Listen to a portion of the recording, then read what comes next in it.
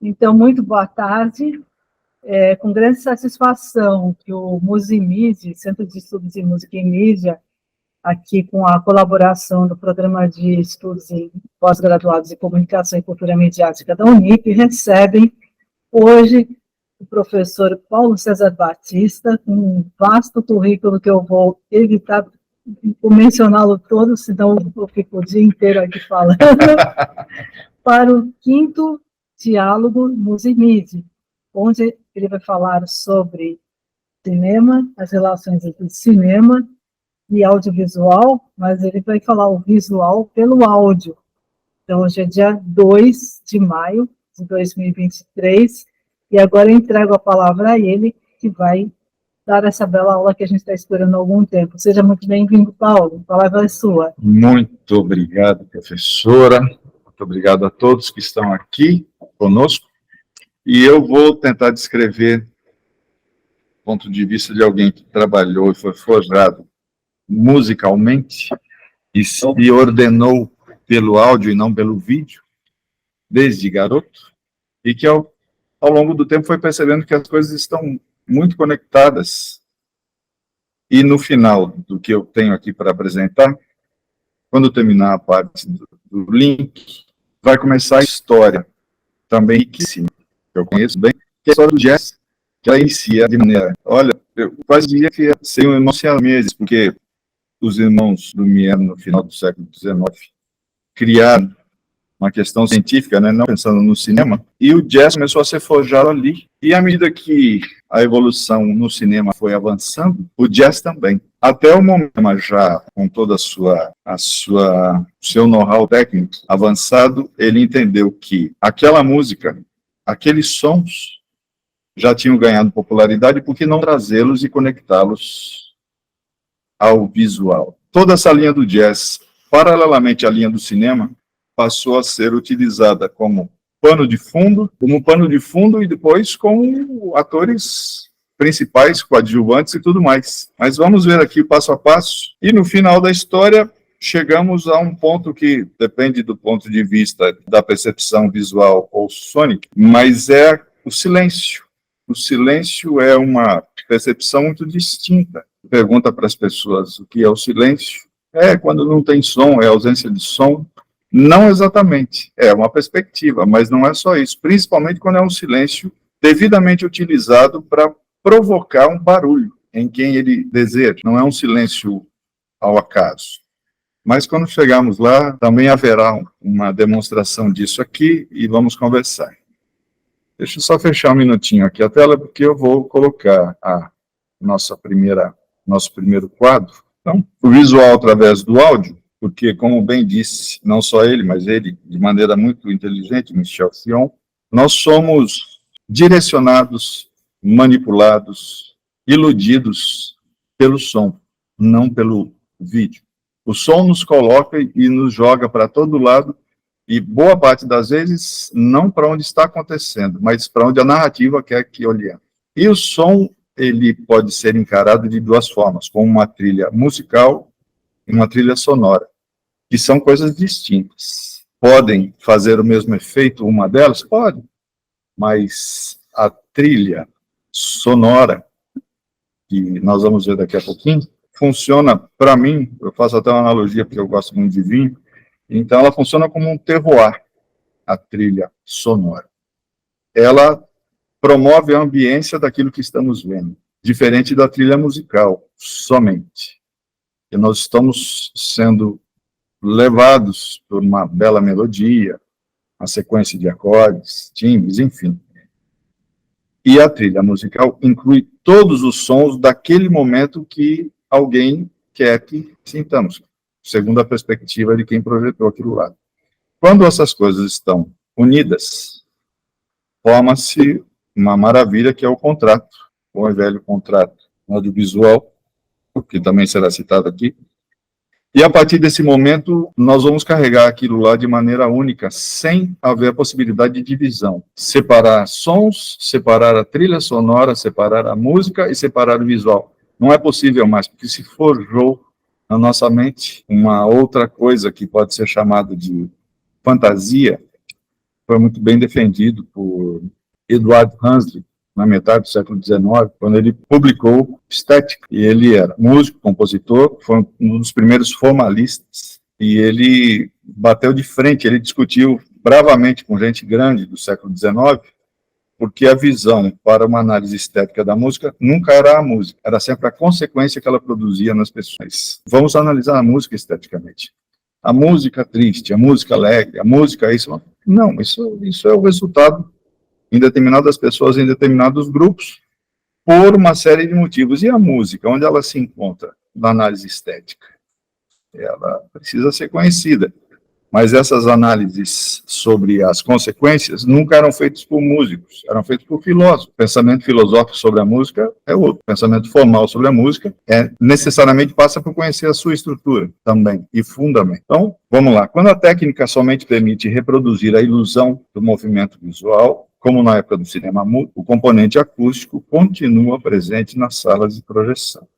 Na poética de Aristóteles, assim como no teatro clássico e até o atual, seria inconcebível imagem sem som em produções normais. O mesmo ocorreu no cinema desde sua criação pelos irmãos Lumière, em 1895. O fato é que o som no cinema sempre foi importante, enfatizando, criando ou até redundando climas narrativos da imagem. No cinema mudo, havia um pianista nas salas de concerto, encarregado de criar esses climas nas cenas, climas musicais, não sonoros específicos. Ainda não havia técnica estendida. Eles usavam piano de muitas formas, mas não batendo no piano e outras coisas do tipo preparando o piano, não. Quase isso. No cinema mudo havia um pianista nas salas de concerto, encarregado de criar esses climas nas cenas, improvisando sobre um repertório próprio, conforme sentia as imagens e que geralmente cumpriam uma função meramente ilustrativa. Nas salas mais afortunadas, podíamos até encontrar orquestras inteiras tocando, muitas vezes com partituras originais para o filme. Em alguns casos, para não dizer em muitos, a plateia se animava tanto ou ficava muito irritada que alguns músicos precisavam ficar atentos a tiros que saíam da plateia em direção à cena, porque a mocinha ou alguma coisa estava acontecendo e a plateia subiu o tom e ali havia um pianista, uma orquestra. E há registros de, não só de um, de muita gente que foi baleado durante o seu trabalho. Isso é um fato. Muito bem. Então, o cinema mudo de mudo nunca foi nada. O que ele não tinha era uma técnica para que o diálogo fosse colocado juntamente com o vídeo, mas o som sempre existiu e é simples. Nós vamos ver aqui um detalhezinho que eu trouxe para observar que de mudo ele nunca teve. E esses dois equipamentos, o Vitafone e o Movietone, são as evoluções provocadas pelo início do cinema. O Vitafone, quando foi possível colocar um toca-disco, uma vitrola, juntamente ao projetor, não dava para vincular, não havia essa justeza, mas já era possível fazer isso. Aí com o Movietone já foi possível, que nós vamos ver um trechinho aqui, de 1927, Jazz Singer, do cantor de jazz, que é o primeiro na história. Por acaso, o nome vem a calhar, né? Não foi por acaso que eu escolhi, obviamente, mas por que o cantor de jazz, tantas possibilidades para ser o primeiro a usar essa técnica? E aí nós vamos chegar lá, que na década de 20, o swing estava batendo as portas de todos. O swing como estilo, como dança, e que foi o início de uma formação musical, uma formação instrumental maravilhosa, conhecida como Big Band. Mas, enfim, só para não perdermos aqui o fio, eu trouxe, e agora gostaria de...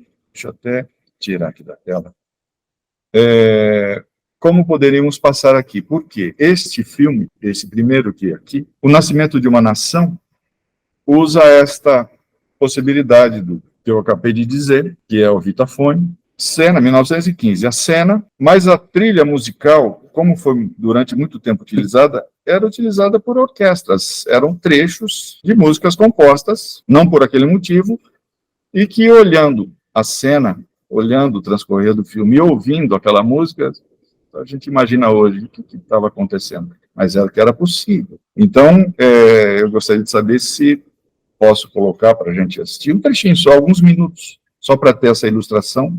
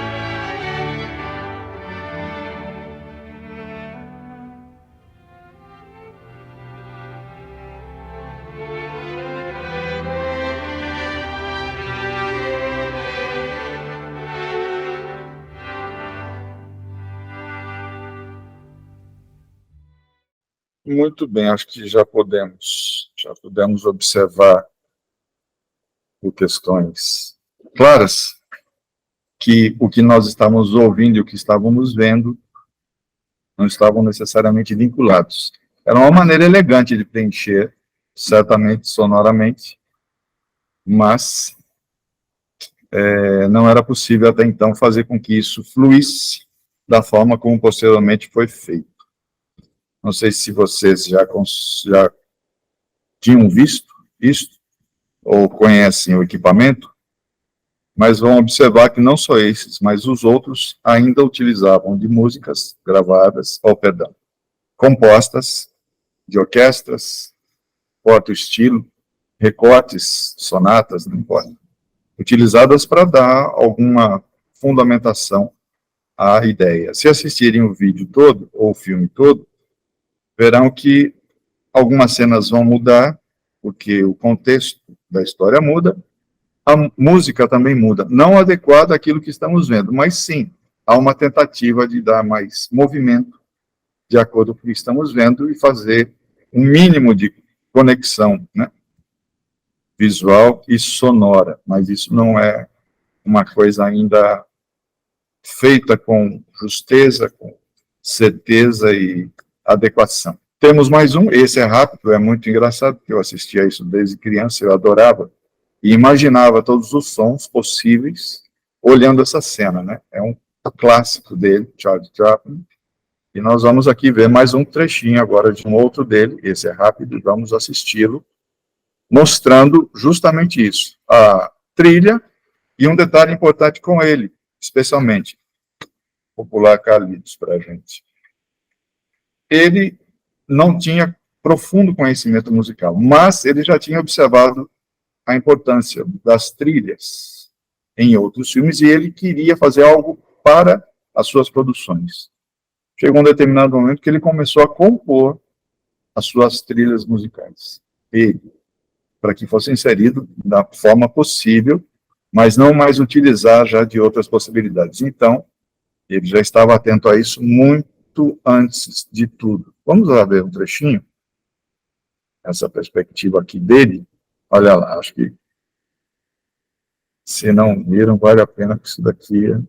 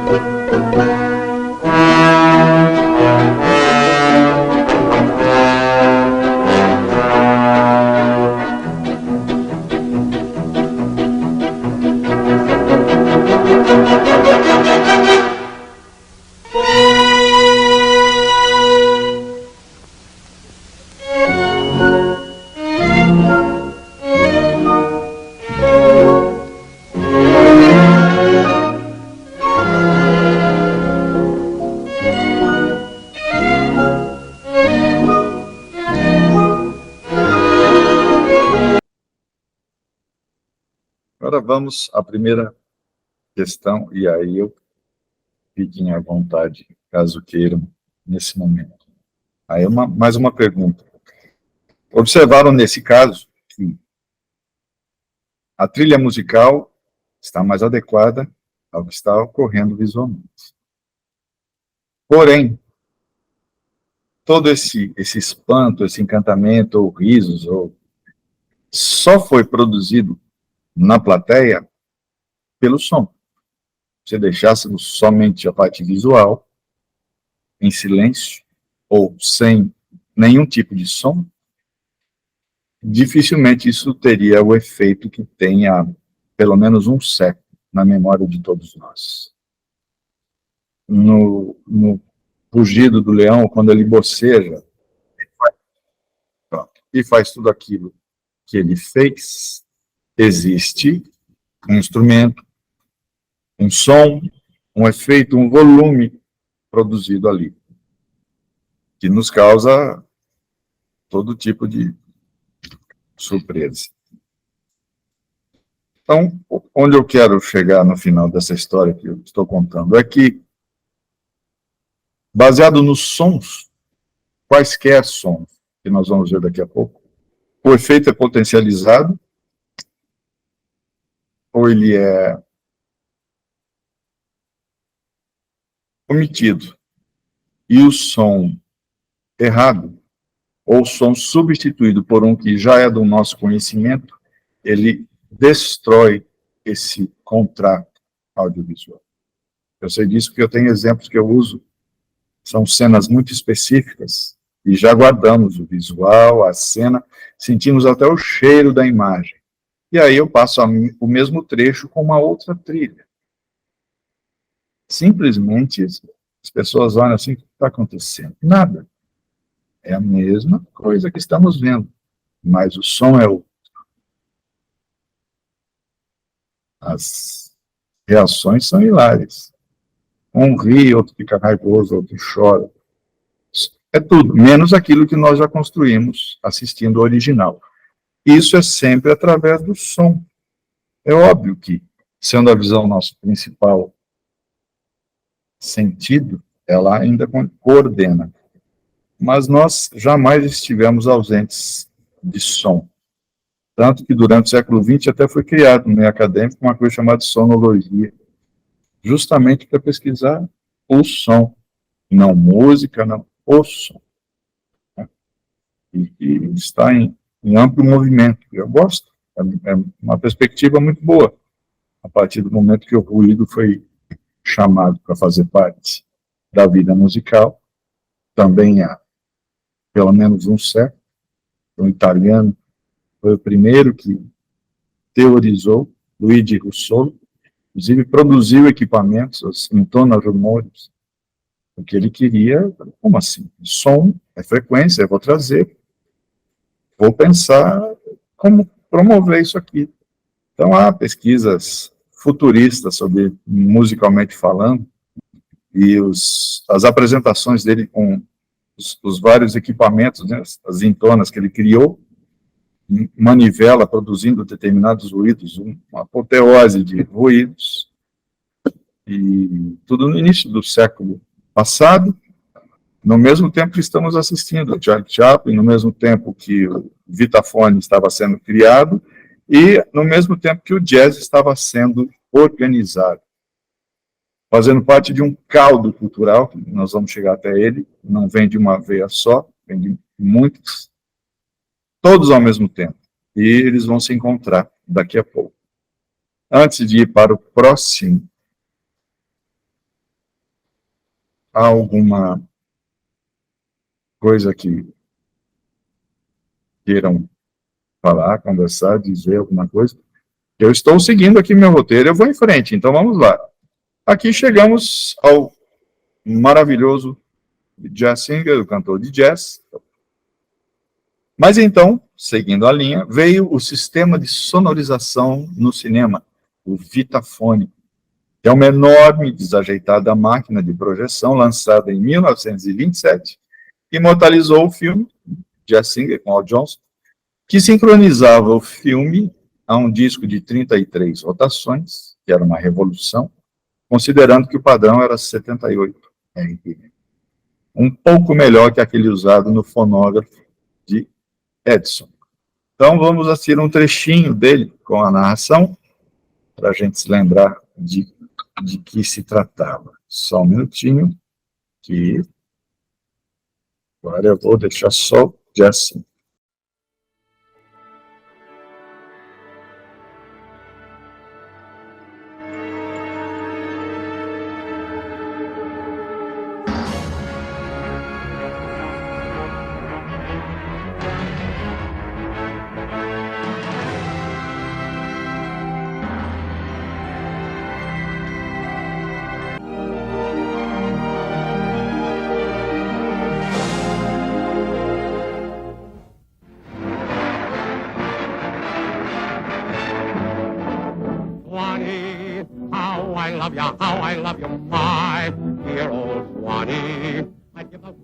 The Jazz Singer, o cantor de jazz, foi estrelado por Al Jolson, e o enredo refletia parcialmente a vida real do artista. O filme contava a história de um menino judeu que desejava ser cantor, mas enfrentava a oposição da família.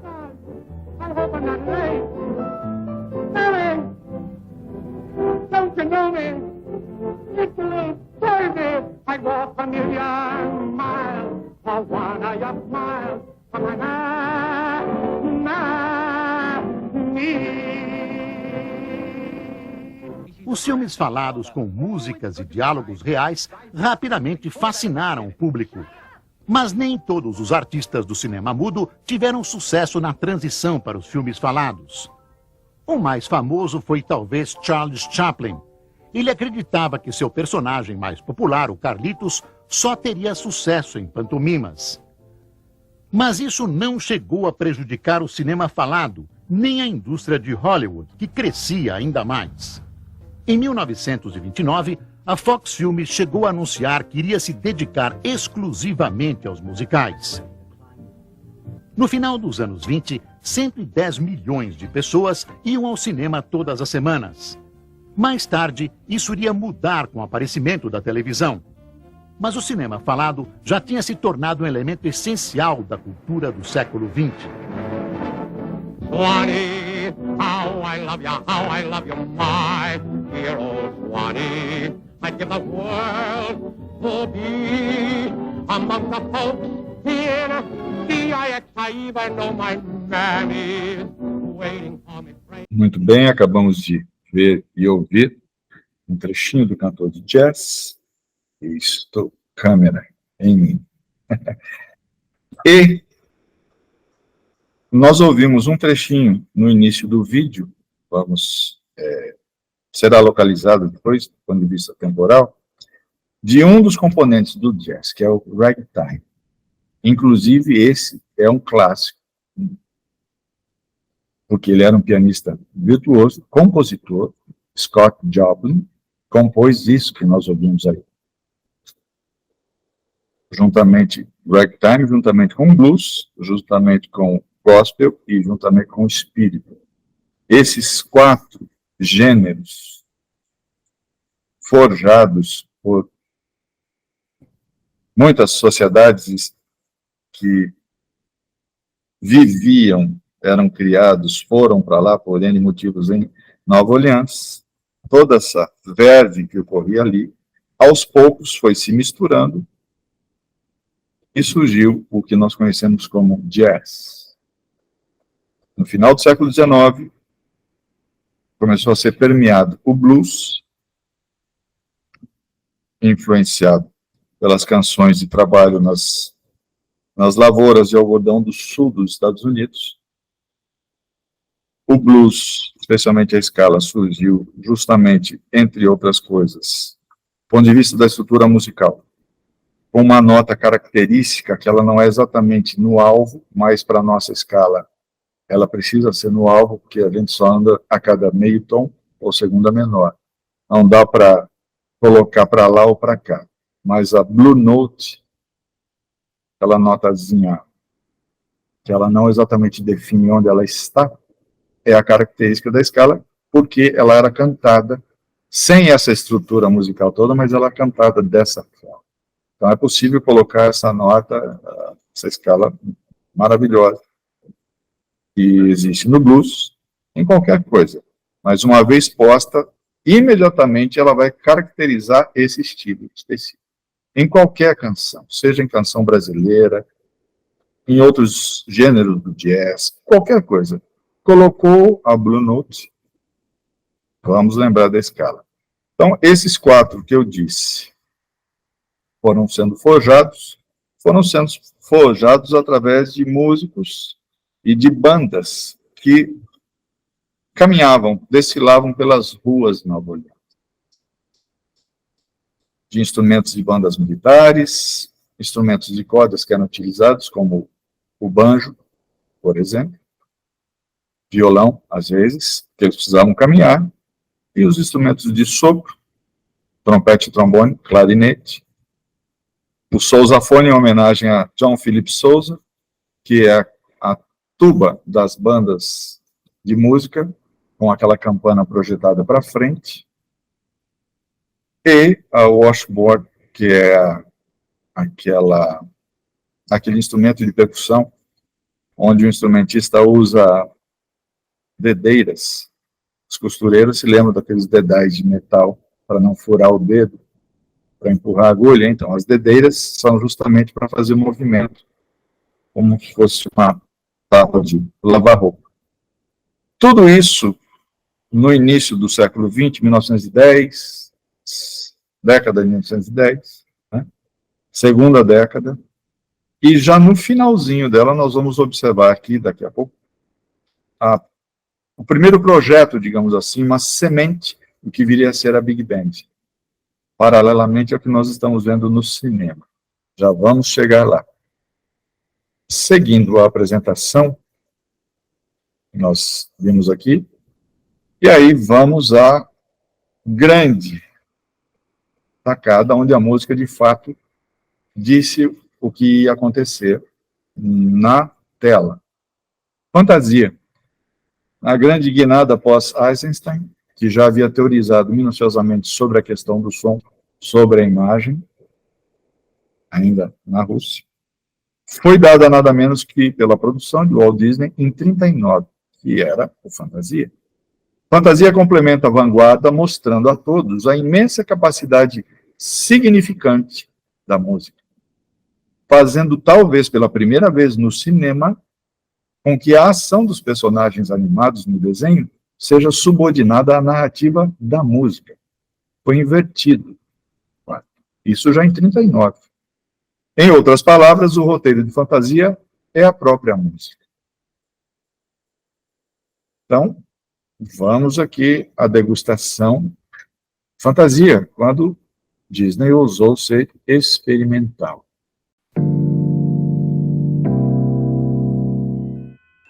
O ano é 1937. Você acaba de lançar nos cinemas Branca de Neve e os Sete Anões. A animação cai nas graças do público e da crítica, se tornando um marco na história do cinema. 3 anos depois, em 1940, você continua a onda de sucesso e lança Pinóquio, que também causa um grande impacto na indústria do cinema. E agora, chegou a vez de você lançar o terceiro longa-metragem do seu já lendário estúdio de animação. Você pode seguir a tendência estabelecida pelos 2 filmes anteriores e lançar outra adaptação de contos de fadas. Ou você pode fugir do óbvio e, em vez disso, lançar uma coletânea de curtas animados em sincronia com diferentes peças de música clássica. E foi exatamente esse o caminho escolhido por Walt Disney. Em 1940, chegava às telonas o clássico Fantasia. Hoje em dia, a Disney é sinônimo de tradição no mundo dos desenhos animados. Com histórias clássicas e personagens memoráveis, você poderia associar o trabalho do estúdio a uma série de palavras, mas é pouco provável que uma delas seja experimental. Afinal, por mais inovadores que os filmes da Disney sejam em termos técnicos de animação, a maioria deles é bastante tradicional em questão de formato. Uma história com começo, meio e fim, conflitos bem estabelecidos e uma conclusão feliz. É difícil pensar em algum longa-metragem da Disney que não se encaixe nesse formato, não é? E é por isso que Fantasia se destaca tanto no histórico do estúdio, na minha opinião. Porque ele foi, por diferentes razões, uma proposta bastante ousada para a época dele. Desde o princípio, Walt Disney concebeu Fantasia para ser mais do que um simples filme. Ele queria algo diferente do que já havia sido feito até então. Por isso, Fantasia foi planejado como um formato novo. Um filme-concerto. A música e a animação teriam o mesmo nível de importância, e o público iria ao cinema para apreciar a união entre as duas artes. Para dar vida à Fantasia, Disney fez uma parceria com o mais famoso regente dos Estados Unidos naquela época, Leopold Stokowski. E ter o Stokowski no projeto já era de chamar a atenção, porque o cara era uma verdadeira celebridade naquela época.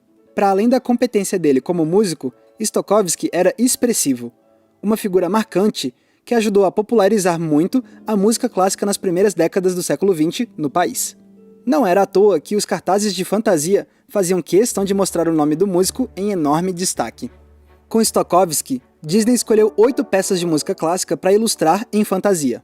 E para criar algo interessante, diferentes abordagens seriam usadas na hora de criar as animações para cada uma delas.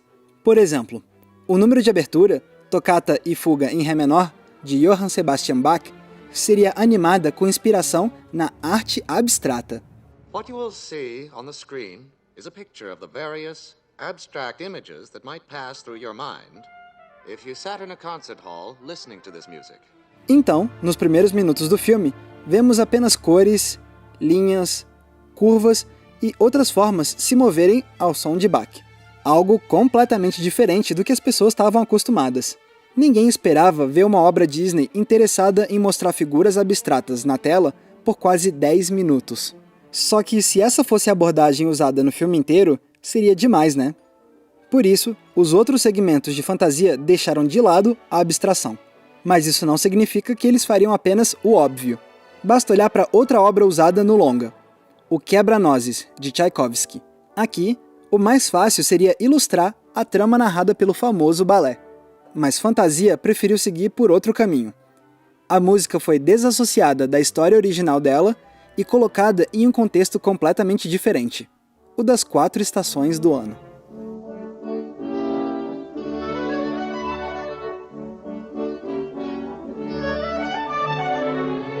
Então beleza, arte abstrata, a beleza da natureza, o que mais poderia ser inserido nesse filme para deixar ele diferente? Que tal ciência? Com essa linha de raciocínio, Disney usou A Sagração da Primavera, do russo Igor Stravinsky, para ilustrar a origem da vida na Terra. A intenção era fazer algo verdadeiramente educativo, com base nas teorias científicas mais atuais daquela época. As primeiras formas de vida, passando pela era dos dinossauros e acabando com a extinção deles. Esse propósito educacional ditou inclusive o traço da animação. Aqui, os dinossauros não são cartunescos, como os animais eram tradicionalmente ilustrados na Disney. Eles são retratados da maneira mais realista possível para a época. Foi com esse espírito de experimentação criativa que o restante de Fantasia foi tomando forma. Quer fazer um segmento de 12 minutos com animais dançando um balé cômico, mas com movimentos naturais? Então, por que não trazer uma bailarina profissional ao estúdio para que os artistas consigam estudar a movimentação dela? E se o segmento final do filme fosse algo sombrio e inspirado no terror? Algo como a Disney nunca havia feito até então. Em vez de animais e criaturas mitológicas bonitinhas, como de costume, que tal um demônio que acorda em uma montanha, invoca espíritos, fantasmas e demônios e inicia uma dança de adoração satânica?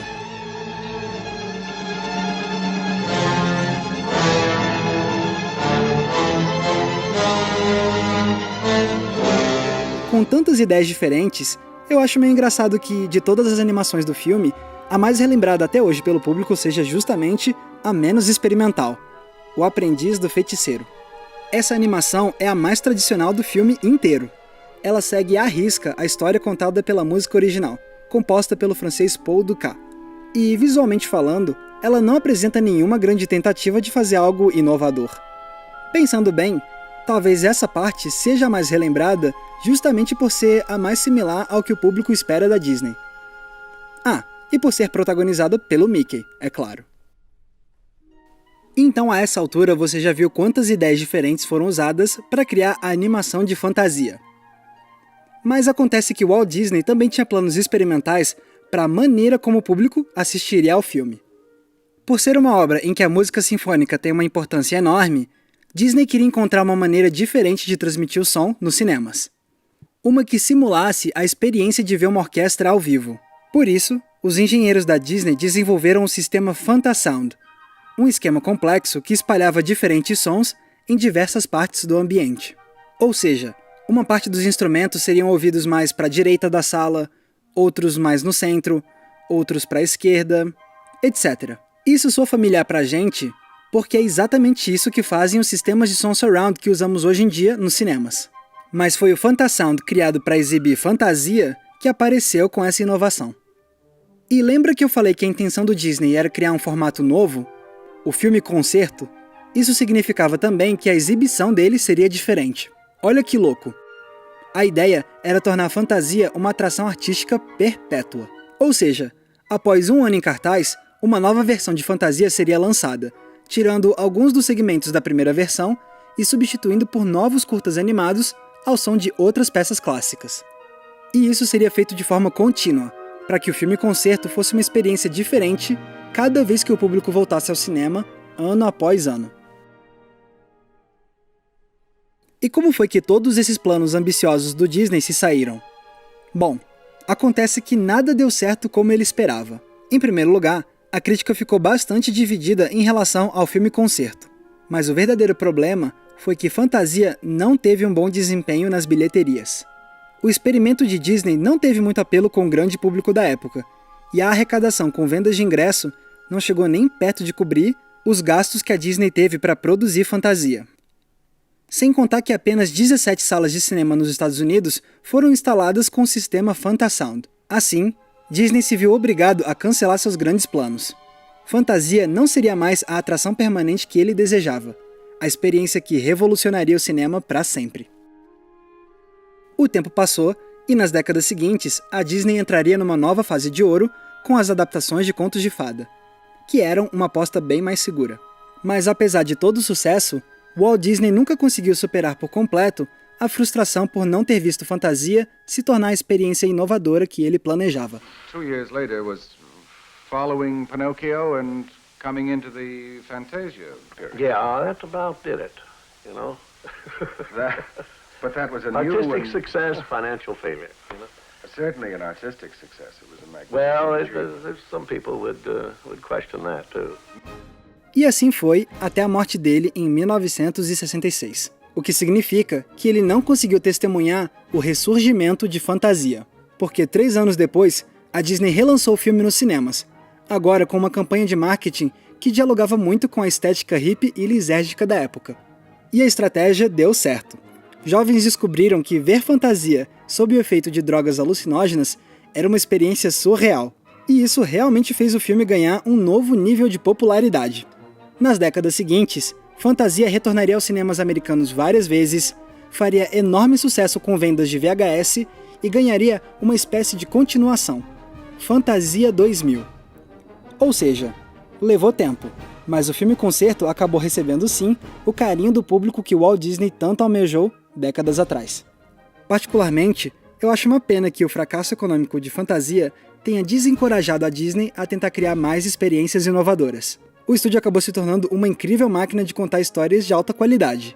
Isso não dá pra negar. Mas é muito louco pensar que, se Fantasia tivesse sido um sucesso estrondoso desde o começo, talvez a Disney teria se tornado algo bem diferente da Disney que temos hoje. Uma empresa que sabe contar histórias do jeito clássico, mas também um estúdio que não hesitaríamos em chamar de inovador e experimental. Então é isso.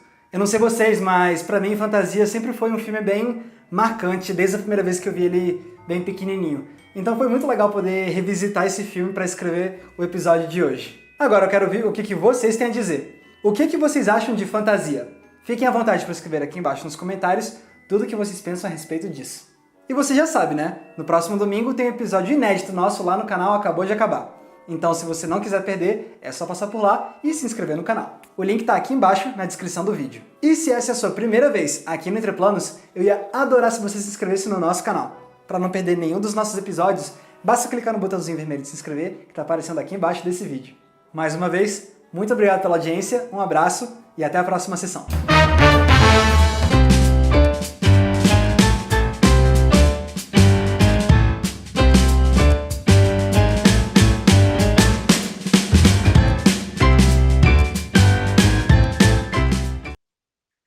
Muito bem, acabamos de ver um pequeno documentário sobre fantasia e onde chegamos aqui nesse momento. Tecnologia avançando rapidamente e a parte sonora ganhando corpo e protagonismo. Mas não só a parte musical. No fantasia, nessa animação, há outros sons que vão muito além da trilha sonora, que até então eles parece que não existiam como elemento da cena. E agora nós vamos conhecer de onde veio, por que veio, e como ele está entre nós até hoje. Eu acho que eu me divertiria se eu fizesse isso. Eu acho fantástico. Mas vamos lá. O som sincronizado ao filme. Síncrese. Quando se tornou possível incorporar o som sincronizado ao filme, na transição das décadas de 20 e 30, a música continuou a ser usada no cinema. Incorporados à fala e os sons do mundo, o cinema poderia ter deixado de usar a música, mas não fez. Por que não fez? A resposta para essa pergunta é simples. Porque a música já fazia parte da poética do cinema. Não é possível dissociar uma coisa da outra. Não se sustenta. Aos poucos, como ainda faz, né? Aos poucos foi se formando uma outra noção, a de que um filme não é o mesmo filme quando trocamos sua música. A totalidade de um filme compreende a sua trilha musical e o resultado desse filme, enquanto obra artística, é único. Com outra música seria outro filme, pois sua trilha musical é parte da sua articulação poética. A música deixa de ser vista ou ouvida, portanto, como um adereço e passa a ser entendida como parte da sua composição, articulando-se com todos os outros elementos que o compõem, sonoros e visuais, em uma peça unitária. Hoje, portanto, a peça audiovisual é entendida como uma composição complexa, percebida pelo espectador como uma unidade em que sons e imagens não se apresentam como dois conjuntos dissociados, mas como uma mensagem única. Essa interação foi chamada de contrato audiovisual pelo teórico Michel Chion, um dos principais autores de trabalhos sobre o assunto. Que bom que ele não só observou, como ele escreveu isso tudo, entre outros, mas, sem dúvida, importância. E aí, entramos na nossa próxima parte, muito interessante, pelo menos eu gosto muito. Conceito de ruído, que é vastíssimo. O conceito de ruído, primeiramente aqui empregado, é referente aos sons que não sejam claramente musicais nem linguísticos. Então, a questão da trilha sonora e da trilha musical, e sem alguém falando alguma coisa. E ainda com a dinâmica de trabalho da pós-produção, porque já havia essa possibilidade, né, de sons nos filmes, dividiu-se os ruídos basicamente em 3 categorias. Ruídos de ambiente, relativos aos sons da paisagem sonora, tudo aquilo em que estamos inseridos, muitas vezes não percebemos, mas estão ali, da diegese, geralmente formando pelos sons fundamentais de Murray Schafer, sons criados pela geografia ou clima, e que raramente são ouvidos conscientemente pelas pessoas. Ruídos de efeito, do inglês sound effects, São sons provenientes de algum objeto ou fonte sonora específica. Então, sons de carros, aviões, tiros, explosões, chaminé, enfim. E o ruído de sala. E aí que entra o nosso querido Foley, mais conhecido como Foley, termo utilizado para denominar o processo de recriação de ruídos e criação de sons especiais em estúdio, principalmente aqueles sons relacionados a movimentos e ações dos atores, como, por exemplo, passos, socos, tapas, o ato de sentar em uma cadeira, utilizar louças e talheres, arrastar uma cadeira, etc. Nós conhecemos isso, né, no mundo contemporâneo como contra-regra ou como sonoplasta. Foi criado também há muito tempo. E a partir desse momento, o mundo dos sons ganhou mais coloridos. A partir de então, a articulação de imagens e sons define a profundidade realista ou não deste elemento sonoro, que ao mesmo tempo que pode simplesmente redundar as ações imagéticas, pode ser utilizado como elemento criativo e participar ativamente da construção dramática e emocional de uma determinada narrativa. Então, ele pode, sim, produzir um status, como ele pode atrapalhar e muito, ou comprometer, de fato. Alguns exemplos de filmes que utilizam os ruídos de modo sofisticado estão aqui para vocês. Playtime, Tati, Poderoso Chefão, Coppola, Apocalipse Sinal também, Veludo Azul, David Lynch, O Pântano e Lucrécia Mateu. Como são os criados os efeitos sonoros dos filmes? Aí eu tive também o prazer de trazer aqui uma pequena ilustração disso, de profissionais trabalhando para saber como funciona um pouco dessa maravilha da fantasia que nos cerca em todos os filmes, e não só filmes, mas filmes especialmente, a partir de um determinado momento. Então vamos assistir agora um trechinho de como são criados os efeitos sonoros. Um pequeno corte aqui, vamos lá. Quando você vê um filme, quanta atenção você presta nos sons? Muitas vezes a gente mal repara no barulho dos pés batendo no chão, ou da roupa se movendo contra o corpo, ou de um pássaro batendo as asas. E por isso eu queria te perguntar, de onde você acha que vem esses barulhos?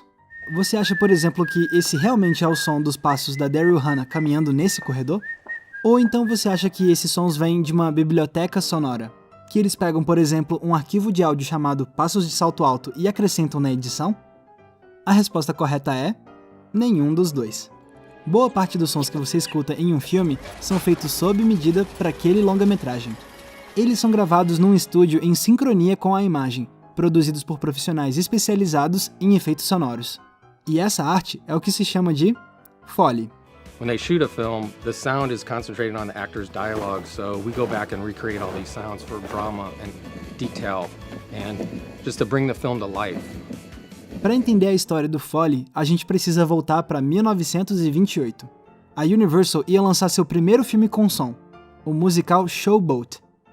Eles gravaram os diálogos e as músicas, mas estavam tendo problemas em sincronizar os efeitos sonoros com as imagens.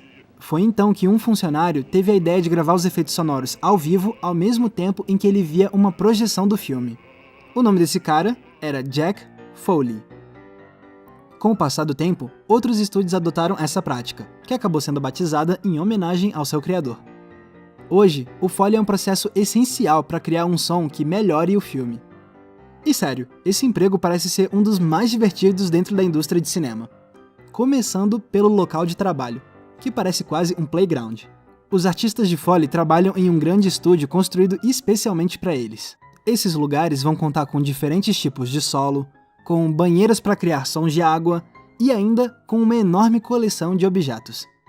No estúdio, eles recebem os trechos dos filmes que precisam de efeitos sonoros e a partir daí eles vão utilizar todas as ferramentas à disposição deles para criar sons de passos, de chuva caindo numa superfície, de vento, de corpos caindo, de objetos se movendo, e por aí vai. We want to make sure that whatever we see on that screen, we are making the most honest representation thereof sonically. E ao ver os artistas de Foley trabalhando, fica evidente o quanto esse processo envolve a criatividade. Cada profissional precisa entender como os diferentes sons se manifestam e investigar estratégias para criar as mais variadas sonoridades. This is one of my favorite props. In Back to the Future, Marty borrows a scooter, pulls part of it off and turns it into a skateboard.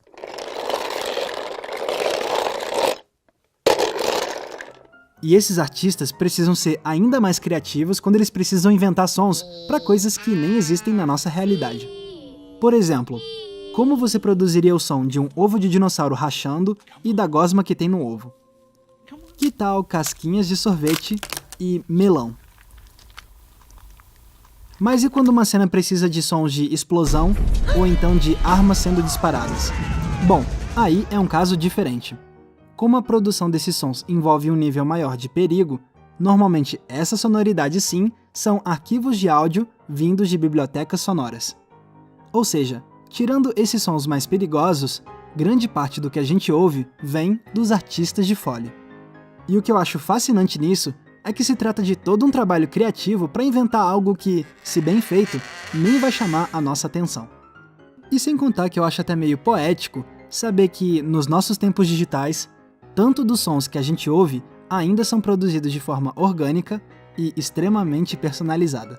E isso tudo só mostra como, muitas vezes, a criatividade mora até mesmo nas áreas em que a gente nem sempre dá muita bola.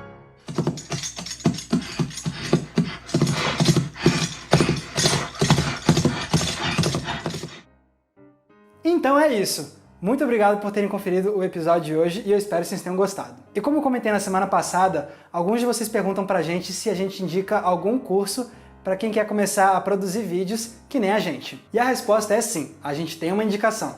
É o curso online de edição de vídeo da OSE Escola de Audiovisual. A OSE é uma escola já tradicional daqui de Brasília, que tem quase 15 anos de existência e que já educou mais de 15 mil alunos. E agora eles contam com cursos online. Eu conheço pessoalmente o Maurício Fonteles, professor do curso de edição. E ele é, sem dúvidas, um excelente profissional e manja muito de vídeo. Para conhecer melhor o curso deles, basta clicar no link que está aparecendo aqui embaixo na descrição do vídeo. E um detalhe importante, se você comprar o curso usando o nosso link, você ganha de bônus um curso de After Effects. E além disso, você vai estar ajudando muito a gente a sustentar o Entre Planos. Se você quiser me acompanhar nas redes sociais, é só me procurar usando os nomes que estão aparecendo aqui embaixo de mim. E não se esqueçam, é claro, de curtir esse vídeo e se inscrever aqui no canal para não perderem nenhum dos nossos episódios. Mais uma vez, muito obrigado pela audiência, um abraço e até a próxima sessão.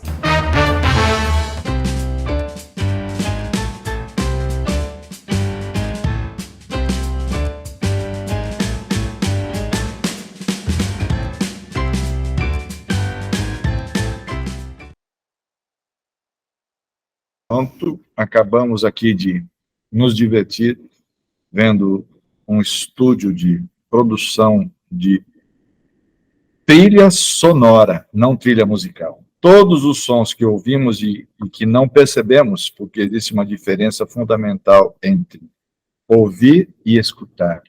Fundamental.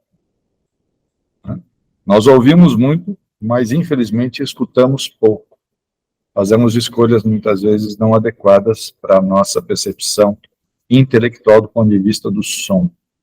O cérebro não está muito afim de ouvir uma coisa, mas nós temos que treiná-lo a fazer isso. Né? Vamos lá para a continuação do ruído, do conceito de ruído. Terminamos aqui com os efeitos sonoros dos filmes. E aí, vamos agora fazer a conexão. Por quê? Como eu disse anteriormente, e repito, ao mesmo tempo que o cinema evoluía em todos os seus meios e estéticas, a música também. O jazz estava sendo forjado, especialmente no sul, Estados Unidos, em Nova Orleans, com base em vários outros gêneros, que já foi dito. E temos esta formação instrumental, que não foi a primeira, mas certamente ela ficou para a história por uma série de motivos, dentre os quais esses aqui.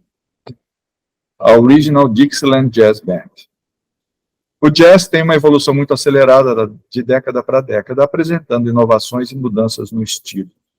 A Original Dixieland Jazz Band constitui um marco importante para sua história, pois, para além de ser a responsável pela segurança, entre aspas, do termo jazz, né, foi a própria banda que definiu o jazz como termo, foi também pioneira em diferentes setores, sendo a primeira banda a, olha a data, 1917, efetuar uma gravação para a Columbia, em Nova York, vender mais de 1,5 milhão de discos, viajar pela Europa em 1919, turnê, aparecer num filme,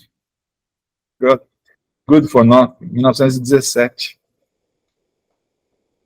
e tocar para os militares durante a Primeira Guerra Mundial, entre outras coisas. Portanto, ela colocou, sim, o jazz no circuito, na história, no contexto e na principal maneira de disseminação que anos depois se tornou, que foi o rádio. Tudo bem, havia o registro em disco? Havia, mas quantas pessoas? Certo, 1,5 milhão numa população que já era enorme, muita gente não teria a possibilidade de ouvir. Mas aí o rádio se estabelece como um meio muito importante, continua sendo, e ganhou o planeta. Com a prosperidade, o jazz foi levado para todos os Estados Unidos, todo o país. Os músicos do Sul começaram a rumar para o Norte, nomeadamente em direção a Chicago, cidade que tinha mais cabarés e bares noturnos do que o Sul inteiro, só a cidade de Chicago, e que estava sob o domínio de gangsters, grandes amigos e financiadores do jazz. E o mais conhecido, ilustre deles foi Al Capone. Se New Orleans viu o jazz nascer, a Chicago dos anos 20 assistiu ao jazz alcançar a sua maturidade.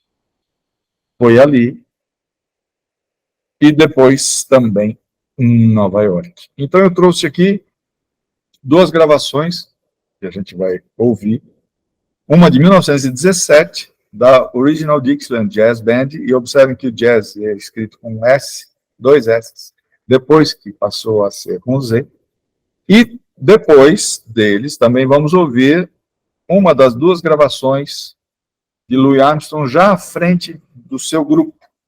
Ele participava de um outro grupo, e o band leader era King Oliver, que era o seu ídolo, também trompetista, como ele, e a partir de um tempo, seu amadurecimento e seu desejo, obviamente, sempre de avançar, ele criou esses 2 grupos, o Hot 5 e o Hot 7, nós vamos ouvir aqui o Hot 7, mas ele criou somente para gravar, ele queria registrar isso daí.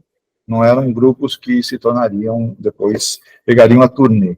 Então vamos ao primeiro, que é a Original Dixieland Jazz Band, Library's Table Blues.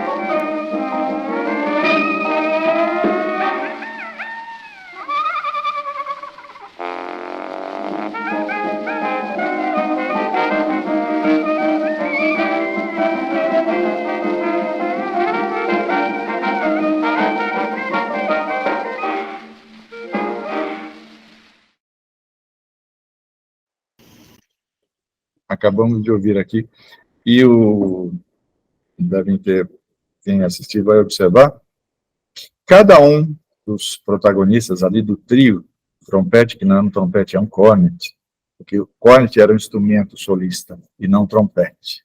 O Conservatório de Paris só passou a ter classe de trompete ao lado, paralelamente à classe de cornet, só na primeira metade do século XX. Senão, quem ia estudar cornet, que era um instrumento utilizado, foi utilizado durante todo o século XIX. Mas os três protagonistas, que são trompete, o trombone e o clarinete, eles têm funções específicas dentro da música. Cada um tem o seu papel, inclusive nos efeitos. Claro, o conceito de técnica estendida depois da Segunda Guerra já existe há muito tempo, mas não era ainda teorizado. Especialmente no mundo do jazz, sempre fizeram isso. Mas é um diálogo muito organizado. Para quem não só apenas ouve, mas escuta também, observa que ninguém extrapola, ninguém compromete, e quando estão juntos, como um Dixieland, também ouvimos todos juntos e ouvimos cada um a sua linha específica. É uma estrutura muito bem determinada, que tem começo, meio e fim, e ela é repetida dependendo da ocasião. Mas a proposta é clara, quem faz o quê. Em regiões, em fraseados, em efeitos e tudo mais. Isso foi sendo observado também pelas lentes do cinema. Vamos ao nosso próximo que vamos ouvir, que é o Louis Armstrong.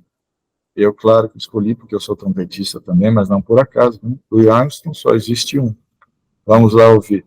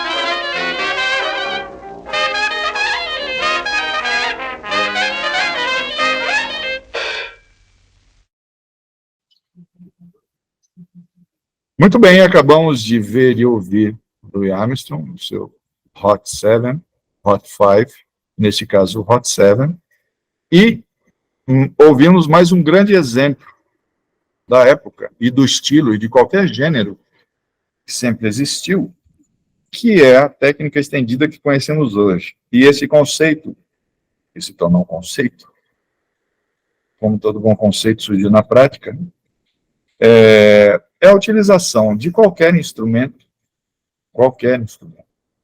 para além daquilo, para além do seu propósito inicial, para tocar determinados sons, tessituras, timbres específicos, não. O que a gente pode usar nesse instrumento específico e pode ir além dele, além das notas, das escalas. Podemos fazer efeitos, podemos. Os metais produzem alguns em função do seu mecanismo, como o trompete. O trombone, em função também do seu mecanismo diferente do trompete, usando o sistema de êmbolo, produz um longo glissando, entre outras coisas. Aí nós pensamos, muito bem, e os de cordas? Perfeitamente. O violão.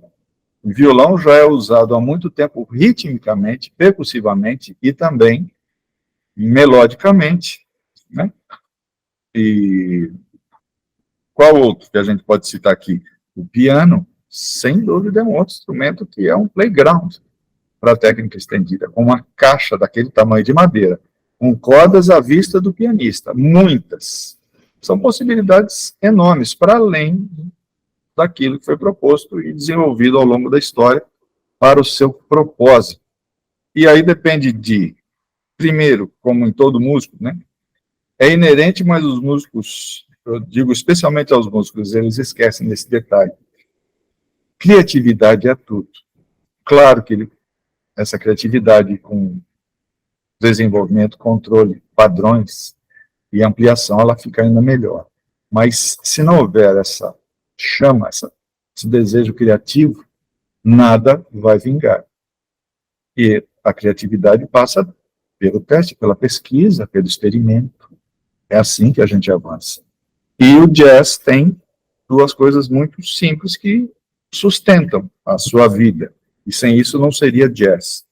Um deles é o swing, que é esse sabor delicioso, onde nós olhamos para um papel que tem lá um registro, um signo, que a gente conhece como nota, e olha para aquilo que lá está matematicamente colocado em um determinado lugar, mas quando ouvimos o som do swing, ele não está naquele lugar, ele pode ser um pouco mais para lá, um pouco mais para cá. Esse sabor que temos também na nossa música brasileira, e tem em outras músicas pelo mundo, é essa plasticidade, essa malemolência, que é uma delícia. E a outra parte do jazz, que é imperativo, que ele não foi o criador, mas sem dúvida difundiu, que é a improvisação. Se não houver improvisação, não há jazz. Não há possibilidade. Então, e improvisação, afora todos os conhecimentos estilísticos, de repertório, de frases, de escalas, não importa. A criatividade. Né? Mesmo tendo um grande vocabulário, não significa que a pessoa será um grande orador ou um grande escritor. Ela vai ter que fazer bom uso da sua criatividade e do ofício de trabalhar aquilo rotineiramente para que se torne uma virtude. Caso contrário, não vai acontecer. Simples assim. E aí, seguindo um pouco mais aqui, a era da Big Band. Né? Já estamos falando de um grupo que foi sendo forjado, depois veio, então, a boa e velha era da Big Band. A era da Big Band é geralmente considerada como tendo ocorrido entre 1935 e 1945. Foi a única vez na história musical americana que a popularidade do jazz eclipsou todas as outras formas de música.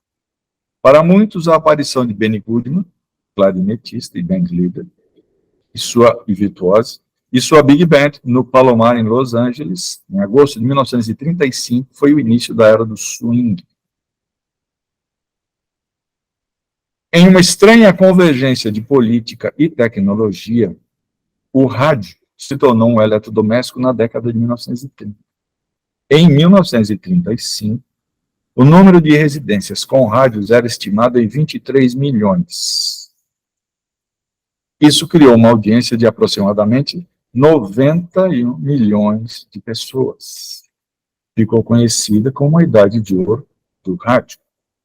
O advento do rádio exigiu avanços em muitos dispositivos relacionados.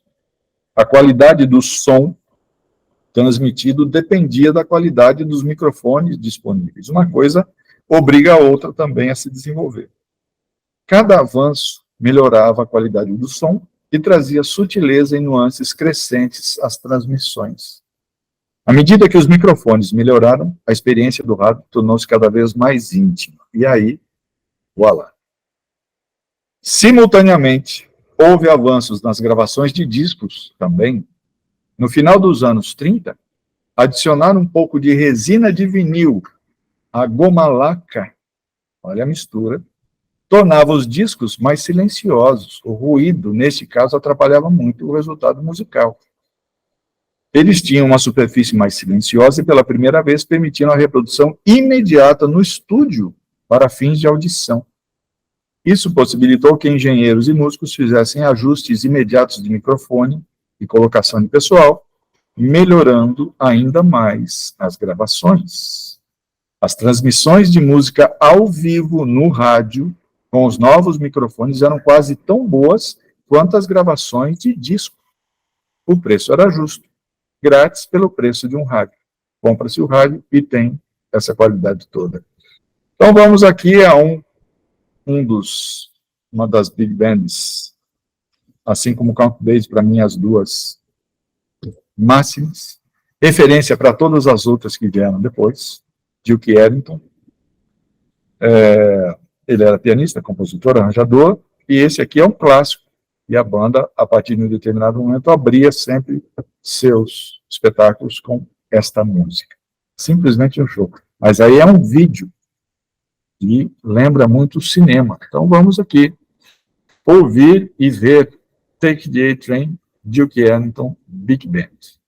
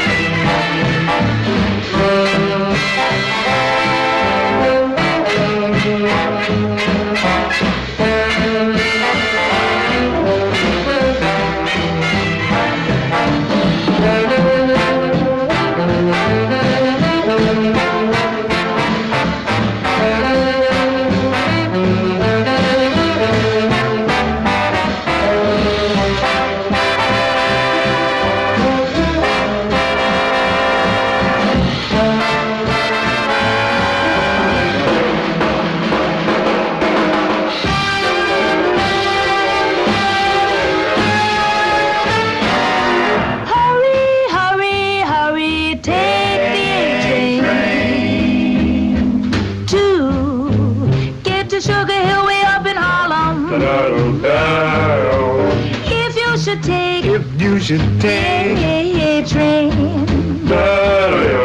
You get to where you're going in a hurry. Hurry, hurry, hurry. Now it's coming. Can't you hear the rails will hum? Leota, if you should miss the A train, you'll miss the quickest way to get to Harlem.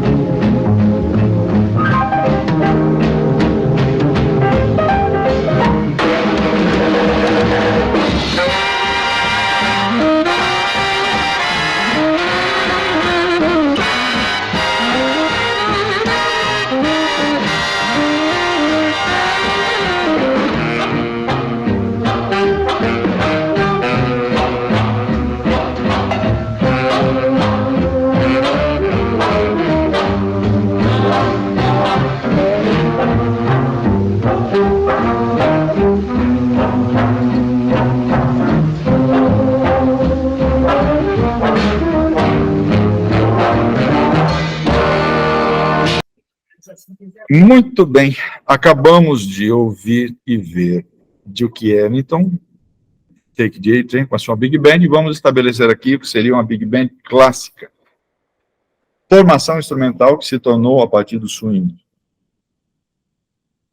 3 naipes de sopro, sendo 2 metais e 1, eles chamam de reeds, que são as palhetas. Então, são 4 trompetes, depois 4 trombones, sendo 1 trombone baixo, e 5 saxofones. 2 saxofones altos, 2 saxofones tenor e 1 saxofone barítono. Então, tanto o trombone baixo quanto o barítono trabalham na região grave, juntamente com a seção rítmica, que vem de contrabaixo acústico, bateria, piano e guitarra. Portanto, amplia-se muito as possibilidades do arranjador, do orquestrador, porque temos vocais, palhetas, seção rítmica, pode trabalhar tuts, naipes separados, regiões distintas, o trombone baixo, o sax barítono e o contrabaixo trabalham na mesma frequência. Podem, se quiser, trabalhar de maneira uníssona, ou não, de maneira distinta. Então, é um grupo instrumental que foi forjado nesse período e se estabeleceu, e ele só se fortaleceu e ampliou. E esse grupo veio para cá, para o Brasil, foi para a música caribenha, porém, em cada região, houve um acréscimo. No nosso caso, assim como na música caribenha, de mais um músico, mais um set, mais uma área dentro da Big Band, que é a parte da percussão. A nossa música precisa, a linguagem nossa precisa. E a Big Band tradicional de jazz não tem a seção rítmica, bateria, contrabaixo acústico, piano e guitarra. Portanto, há as possibilidades múltiplas aqui.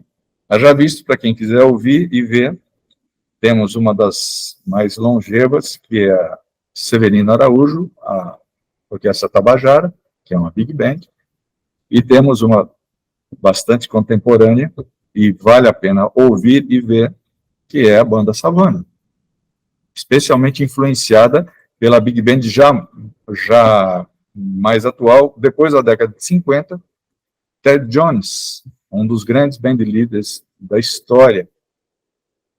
Então, é uma versão brasileira da potência dessa situação instrumental e das possibilidades do jazz, e não só do jazz, mas da criação da improvisação e do sabor adequado a cada cultura, a cada som específico. Muito bem. Portanto, já pudemos observar aqui que os saxofones passaram a ser protagonistas. Na Big Band, o clarinete foi ficando mais ao lado, com exceção de Glenn Miller, que gostava de utilizar nos seus arranjos um clarinetista inserido no meio do naipe de saxofones. Gostava, era uma opção estética dele, de timbres. Mas aí o saxofone começa a chegar como um naipe e, obviamente, também como solista dos grandes. Para o próximo período, depois desse período das Big Bands do swing, viria o próximo do jazz, que é o bebop. E aí sim temos 2 protagonistas, que são Dizzy Gillespie e Charlie Parker, um trompetista e um saxofonista. E, de fato, o saxofone ganhou o mundo como um instrumento especificamente ligado ao mundo do jazz, e todas as suas sonoridades. Antes de seguir, estou deixando alguma coisa passar? Não. Deixei? Não, acho que não. Vamos em frente, tem mais um detalhezinho aqui para falar para vocês. Aqui na apresentação. Vamos lá. Eu trouxe também, caso queiram assistir, mas não sei se... que é o início de um cantor que posteriormente ia se tornar a voz do século XX, Frank Sinatra, que era crooner de uma das big bands também muito famosas da época, de Tommy Dorsey. Tommy Dorsey Orchestra. Tommy Dorsey era trombonista e band leader. E tinha no seu grupo de cantores, né, os crooners, Frank Sinatra, já se destacando com tudo que nós conhecemos depois. Temos aqui um trecho da Big Band, Tommy Dorsey Orchestra, com Frank Sinatra fazendo uma pequena aparição à frente do grupo, cantando sutilmente, e a Big Band é usada num filme como um pano de fundo de um dos grandes salões comumente utilizados nesse período, e que vocês podem assistir caso queiram. É um trecho dali.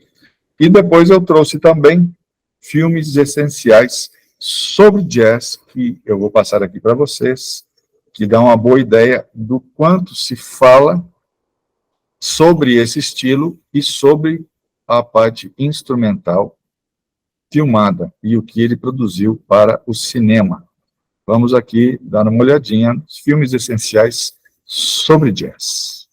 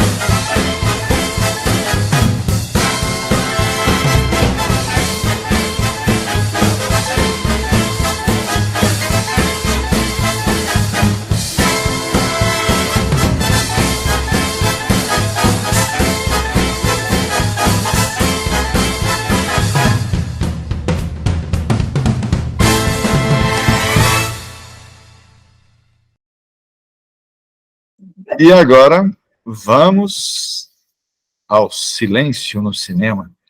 Não é aquele que todo mundo faz, não, não é esse aí não, para a cena, não. Silêncio também é um efeito acústico, mas somente onde os sons podem ser ouvidos. A apresentação do silêncio é um dos efeitos dramáticos mais específicos do filme sonoro. Nenhuma outra arte pode reproduzir o silêncio, nem pintura, ou escultura, nem literatura, ou o filme silencioso, né, como ele poderia. John Cage, em 1961, afirma a impossibilidade de execução do silêncio. Na rigidez de sua apreensão física, o silêncio só seria execuível no vácuo. Dessa forma, se não podemos apenas eliminar os sons, questiona-se: como se faz a representação do silêncio nas diferentes artes e principalmente no cinema? Em termos cinematográficos, ele pode ser representado tanto por meios acústicos quanto por artifícios visuais, se revelando como um rico recurso semântico e artístico. A manipulação de cortes, cores, gestos, sons, movimentos, enquadramentos e luz é utilizada pelos cineastas para evocar sensações silenciosas no espectador, suscitando, então, experiências multissensoriais, visto que são provocadas por outros sentidos, para além da audição. Eu tenho um trechinho que eu trouxe aqui da trilogia do silêncio. Pode passar, professor? Um trechinho rápido. Deixa eu fechar. Aqui, vamos lá. Boa noite. A mostra Ingmar Bergman, Instante e Eternidade, em cartaz no Cine Humberto Mauro, traz amanhã a consagrada trilogia do silêncio do diretor sueco. O Bergman, aliás, não produziu os filmes pensando numa trilogia. No entanto, uma temática perpassa os 3 filmes: a impossibilidade de comunicação e o silêncio de Deus.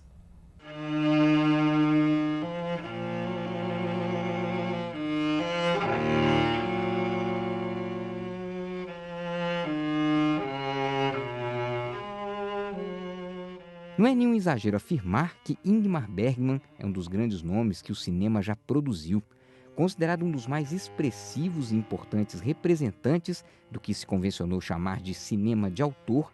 Em seus filmes, ele propõe discussões existenciais como a morte, a discórdia e uma eterna busca por Deus.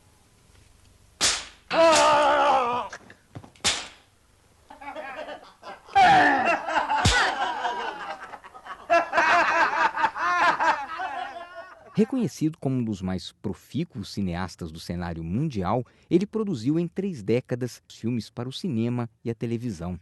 E um dos pontos altos de sua carreira é com certeza a Trilogia do Silêncio, também conhecida como Trilogia da Fé. Composta pelos clássicos Através de um Espelho, Luz de Inverno e O Silêncio, essa trinca de filmes acabam reunindo várias características que marcaram a filmografia do cineasta. Sem nunca se restringir a técnicas de filmagem convencionais, ele sempre privilegiou a inventividade da linguagem por meio de uma fotografia marcante, carregada de naturalismo e simplicidade. Martin, vakna! Hur länge ska du sova egentligen? Martin, du ska badas upp med dig! Vencedor do Oscar de melhor filme estrangeiro, Através de um Espelho marca o início da trilogia. Por meio de um drama psicológico, o filme gradativamente mostra o processo de degradação de uma família. Nu kommer regnet. Já em Luz de Inverno, a barreira familiar é ultrapassada e a trama se estende para um universo público. Com narrativa mínima, tensa e objetiva, acompanhamos Bergman num de seus momentos mais intensos, onde a reflexão sobre a fé fica cada vez mais explícita. Tyst. Nu ska jag be själv, eftersom du inte kan. O Silêncio é a produção que encerra esta magnífica trilogia. Ao som de Bach, Bergman nos apresenta o conflito entre duas irmãs que precisam se confrontar com paixões reprimidas e o vazio existencial de suas vidas. Guiados pelas lentes do cineasta, somos introduzidos numa dimensão psicologicamente carregada e, ao mesmo tempo, fascinante. Repleta de vigor emocional e filosófico, a Trilogia do Silêncio é um tipo de cinema que sempre revemos com interesse renovado. Longe de ser um relato otimista sobre a experiência humana, esses 3 filmes são exemplos da arte pura que impregna a tela de uma forma inesperada.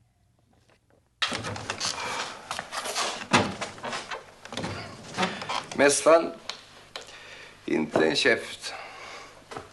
Ja, du räknas inte. Du hör ju så att säga till fårahus.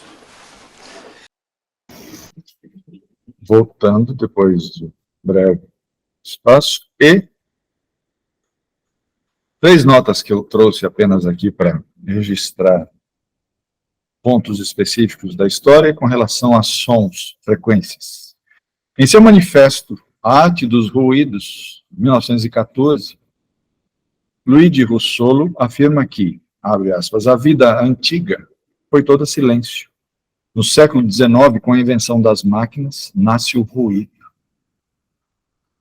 2. O conceito de paisagem sonora, entre aspas, soundscape, que em linhas gerais define hoje esse tipo de pensamento, só seria proposto bem mais tarde, nos anos 1970, pelo pesquisador e compositor canadense, Murray Schafer, e adquire grande divulgação em 1977, com sua obra Honey of the World.